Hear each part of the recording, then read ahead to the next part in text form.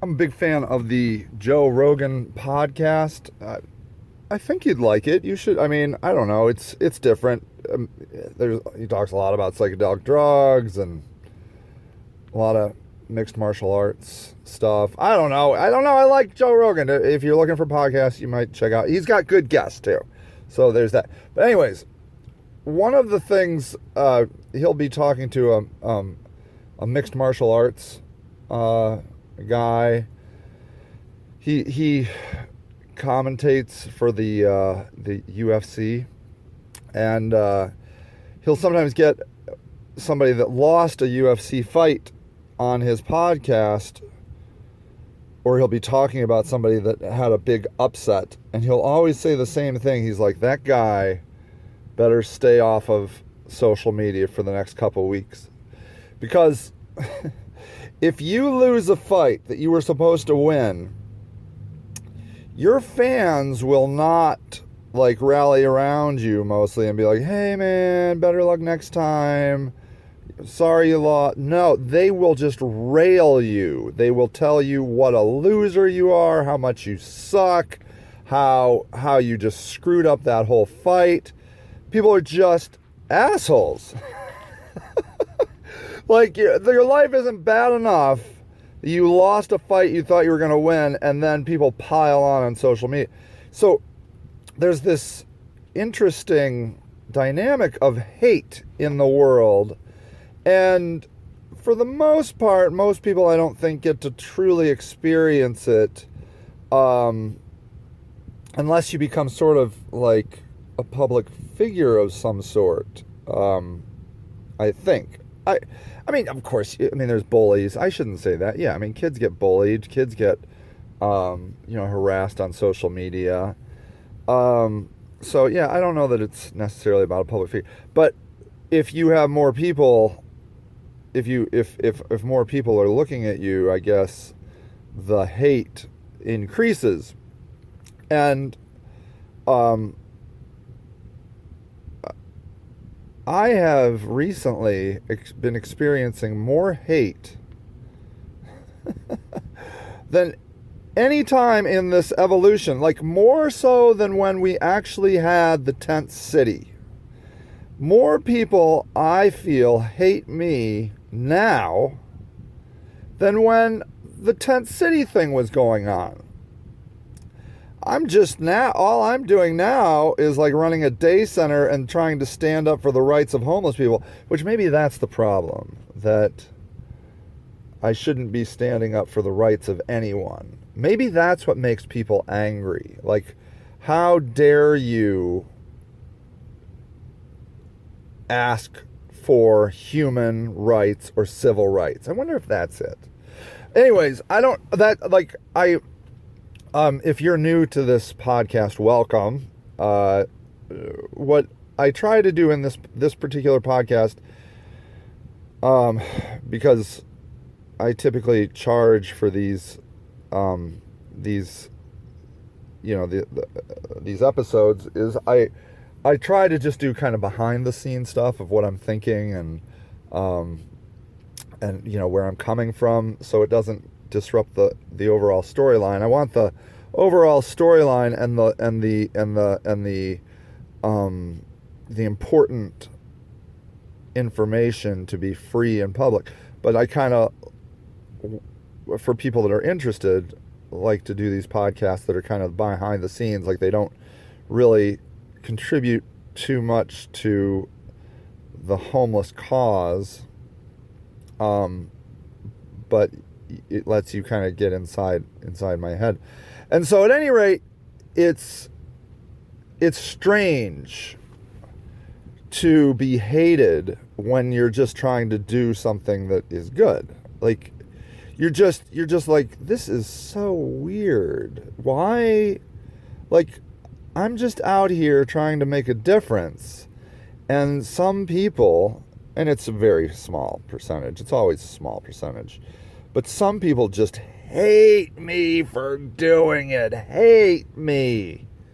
Hate me.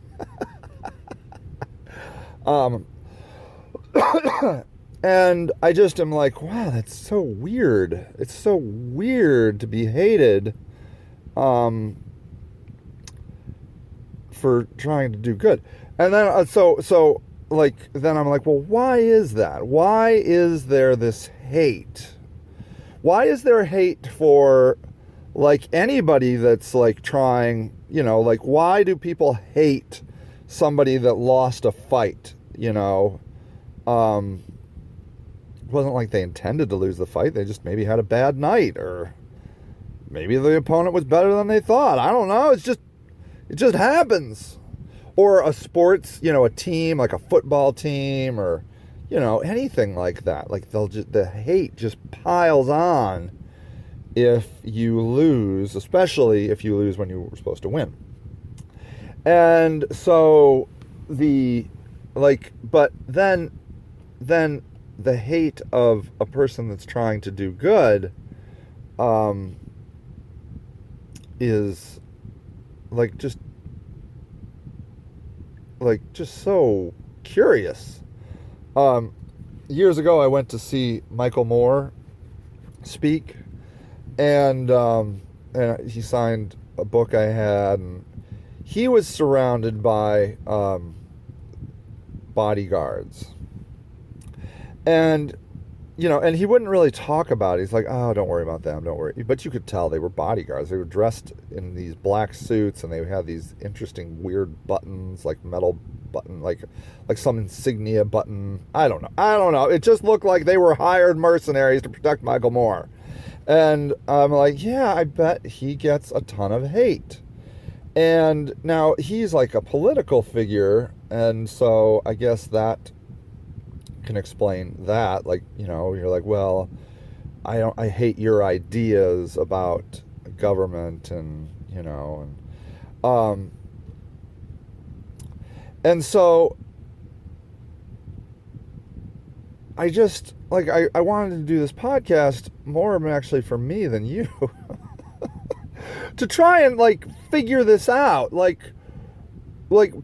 think there are some people that want to see you not succeed. They don't want somebody to succeed. They want them to stay in the level that they are. I think that's a certain kind of hate, right? That they're just you are too successful, you are, or something, you're becoming, you think you're better than us. I don't know. And they're like, we need to bring you down a notch, And then I think that there are people that hate you for your ideas, like Michael Moore. You're just like, that guy is a terrible human that should not be talking anymore, So there's that, kind of hate. And then there's just hate. Hate for hate's sake. It's not based in anything other than hate. It's not based in ideas or ideologies. It's just hate. And that's interesting, right? I think there are people that just want to hate. They just, that is their outlet, to hate things, to hate people, to hate things, to hate ideas, to hate the world, to hate the government. Hate. And then where does that come from? I think that's like a Darth Vader syndrome, right? I'm sorry I say right. I'm sorry. I don't like that. I don't like that word, right? I guess, I don't know. I guess I'm sort of having my own conversation with myself, right? Anyways. So you got Luke Skywalker, and then you have Anakin Skywalker, who becomes Darth Vader. And I think they do a good enough job in that series for you to realize how Anakin becomes Darth Vader. His mom is sold off in a slave trade, and she is killed, and he loses his love of his life, and he feels betrayed, and so as he processes those occurrences, he just turns negative. He's just like, the world is terrible. The world is a terrible, terrible place. And then you get a guy like Luke Skywalker who experiences, like, so his aunt and uncle are killed. He loses friends, and, like, he has bad things happen to him, but his perspective is positive. Like, we can change this. We can make a difference. And that's what the Rebel Alliance is all about, is we can make a difference. And then Darth Vader comes along and, like, the hell you can. You're screwing it up. You're making it worse, because everything in Darth Vader's eyes is bad. Like, he doesn't walk into the Death Star and is like, well, we're kind of behind schedule here, but I can see why. There were some cost overruns. Contractors for that thing over there didn't show up. So, what can we do? What can we do to get it back online, fellas? What can we do? No. He walks in and he's like, you suck. The Death Star is behind schedule. You die. Like, that's his whole methodology. And I don't know if it's good management, just out of theory. Like, aren't you going to get isn't anybody worth their salt just going to be like, holy shit, this Darth Vader guy is bananas. I'm not working with this guy. I got to get out of here, And so, and in fact, ultimately you learn that the guy who invented the Death Star, like, sends the plans out of Rebel Alliance because Darth Vader is a dick. They're like, I can't follow this dickhead anymore. He sucks.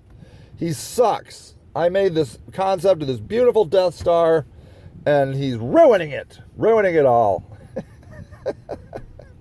I guess he was a slave. I'm not really that expert in Star Wars. I'm kind of just an armchair enthusiast. But anyways, you get the idea. Like, that hate. I watched once a documentary on Saddam Hussein, and it just got so bad. Like, he just killed everybody that even disagreed with him, that, like, everybody became a yes man. And they're like, yeah, man, that's a great idea. The greatest idea ever. Wow. Whoa. Yeah. Oh, yeah. That idea, man. Woo. So good every time. Because they didn't want to die. And so he couldn't get good information. And the next thing you know, you find him in a hole, hiding out. Because of hate, I think, and fear. And so at any rate, I guess that's it. I guess there's no solution. You just have to realize that hate is real, which I think you could classify as evil, right? I think hate is evil, and hate and fear is evil. Fear oftentimes manifests itself into hate. I think that's probably a big one. And so anyways, it's just interesting to experience it. I will say this. I've wanted to say this for the record, so I will say this, that if anything does happen to me, which I don't think it will, but I just want to be on the record for, and if anything does ever happen to me, and it happens at the hands of somebody that I was ultimately trying to help, like a homeless person or a poor person, please don't blame them. Please don't throw the baby out with the bathwater, so to speak. There's a great deal of downward pressure and oppression on the poor, and compiled with mental health issues and addiction issues, and so you can't. I would hope that if anybody wanted to keep the cause going, that you wouldn't just be like, well, screw the homeless. I mean, look what they did. You can't do that because there's many homeless that are so thankful for the help, and even the ones that do bad things aren't bad people in my mind. Oftentimes, they're just in bad situations that creates bad action. So I just want that to be the record. Try not to ever be angry at somebody. Now, if the government does something to me, then fuck them. Yeah, that's my motto. They're gonna fuck themselves. So anyways, you can hate them, but yeah, the homeless, don't, just forgive them. Anyways, yeah, hate, a weird thing. Nothing you can do about it, I don't think. I don't think you can change people's, it's almost in their DNA.